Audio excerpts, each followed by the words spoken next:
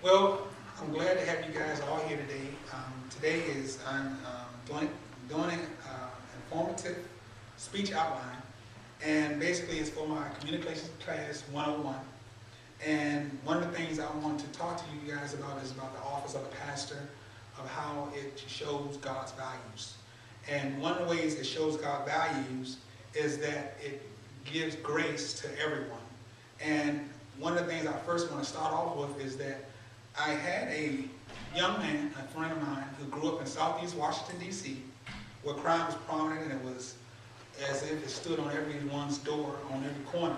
And not only that, but in this, this young man became almost numb, to where he had no more feelings, he didn't really care, to the point he also even began to hang out with the wrong people, to the point one day he wanted to do something that was really wrong and very dangerous. And that's when the Lord called him. And in doing that call, I am that young man that God called out of Southeast Washington, D.C. And so from there, I want you to begin to understand that I had no clue. I didn't have no real deep background in church, but you don't need that when God calls you. He fills you all the way in. And so in doing that, I want to just talk briefly about how, as a pastor, you don't know what God has in store for you. But one of the jobs and roles as a pastor is that you show God's love, and that you extend it not to some, but to all.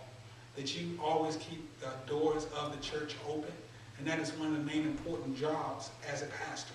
That when people come in, that they be not judged, but they be received.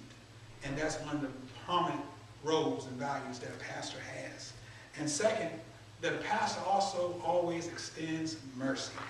And mercy is something that is so prevalent and something that is true that I think many of us sometimes we take advantage of. And one of the things is that mercy is something that comes every day.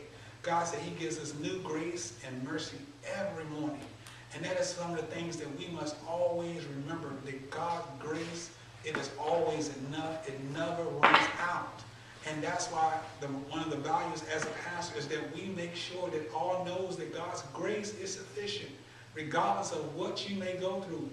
The job of a pastor is to let you know that God will fix it. His grace is extended. I don't care how low you are. God's grace and mercy will meet you there. But you must also position yourself for his grace.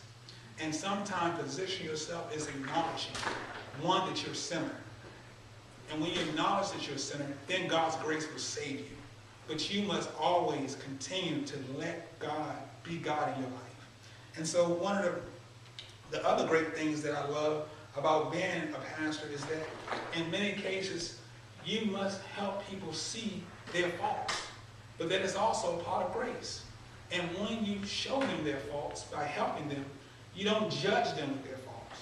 But what you do is you love more on them, so they can get their faults dealt with them and God. Not with you and them, but with them and God. And from that, you will begin to see the awesome grace that God extends to us all as his children. And in my conclusion, now have you heard this? We know that God uses pastors as his messengers to express values of love and mercy, but we all can show love in many different ways. But as a pastor, our love is to not judge.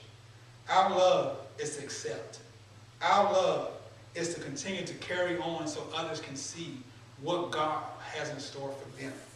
So, don't be blindsided. Don't be confused. Don't let the enemy tell you one thing as if God really didn't tell you. His love is evident. His love is real. But we must receive that love. And about all my jobs, the best job I have ever had was being a pastor. Because this is the job to me, is better than any government job, any other type of assignment that I could be given, any other pay, because this pays me not just in natural, but it pays off in the supernatural. And so that's why I thank God for this awesome position as being a pastor.